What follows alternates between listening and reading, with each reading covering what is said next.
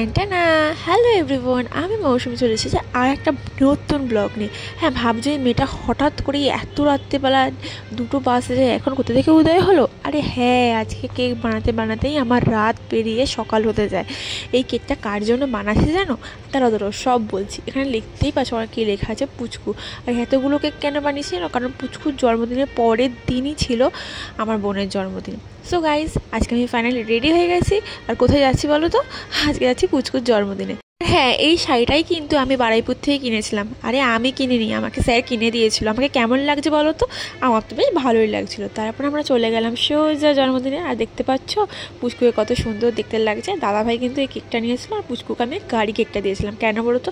কারণ পুচকু গাড়ি খুব ভালোবাসে। আর এখানে যাওয়ার সাথে সাথে ওরা কেক কাটিং করা শুরু করে দিল। তারপর পুচকু আমার কেকটা কাটিং করছিল। তো আজকে কিন্তু আমি অনেক এক্সাইটেড ছিলাম। আর আজকে কিন্তু পুচকুর জন্মদিন ছিল না, পুচকুর জন্মদিন অনেক দিন আগে হয়ে গেছিলো। আর এই জন্মদিনটা আবার সেলিব্রেট হচ্ছিলো, কারণ 5 বছরের জন্মদিন বলে কথা, সেটা সেলিব্রেট হচ্ছিলো।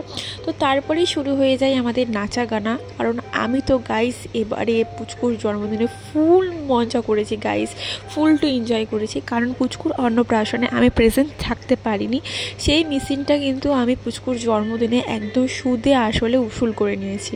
অনেক নাচাগানা করতে করতে একটু খিদে পেয়ে গেছিলো, তাই একটু স্টার্টার খেতে চলে গেছিলাম। ছিল এখানে কাবাব খাওয়ার পর আমরা পুচকুকে গিফটটা দিলাম। পুচকুর জন্য সাইকেল কিনেছিলাম আমি আর ওর মামা মিলে, তো সেই সাইকেলটাই দিলাম। তারপরে ওরা এখানে বাজি ফাটাচ্ছিল, সেই বাজি ফাটানোই দেখছিলাম। তারপরে গিয়ে আবার আমরা সেই পাগল ডান্স করতে শুরু করে দিলাম। আর দাঁড়াও, তোমাদেরকে একটু আমাদের নাচ দেখাই, তোমরা একটু মজা নাও।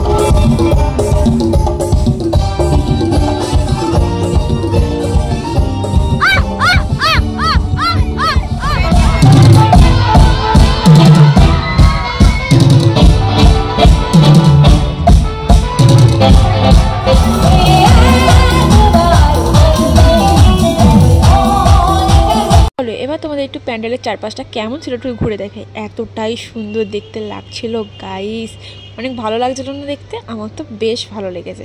তারপরে এরকম করতে করতেই হঠাৎ করে দেখি ঘড়ির কাঁটায় 12টা বেজে গেছে, আমার বাড়ি যাওয়ার ঘন্টা বেজে গেছে। আর বাবু তো আমাকে টেনে টেনে নিয়ে খাওয়ার টেবিলে নিয়ে চলে এসেছে। আর আমি বসে তো সমানে পাগলামো করেই যাচ্ছিলাম। আর ওখানে রেগে যাচ্ছিলো, বলছিল স্থির হয়ে বসো, অনেক নেচেছো, এবারে খাও মন দিয়ে।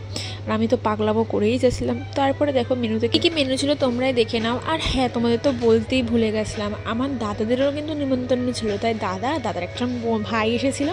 আর পিঙ্কি, প্রিয়াঙ্কা, প্রিয়াংশু সবার তো নিমন্ত্রণ ছিল। আর বসে বসে আমাকে ভেঙে আসছে। তো যাই হোক না কেন, তারপর আমরা খাওয়া দাওয়া করে নিলাম। আর বাবুকে একটু আমি খাইয়ে দিলাম, কারণ ওর খেতে খেতে অনেক রাত হয়ে যাবে, তাই আমি খাচ্ছিলাম বলে ওকে একটু খাইয়ে দিলাম। ফাইনালি গাইস আমার খাওয়া হয়ে গেছে। আর এখানে দেখো প্রিয়াংশু কেমন করে নাচ করছে, ও কিন্তু সবার আগে খেয়ে নিয়েছে নাচ করবে বলে। তারপর খাওয়া কমপ্লিট হয়ে যাওয়ার পর দাদাভাই গান করছিল।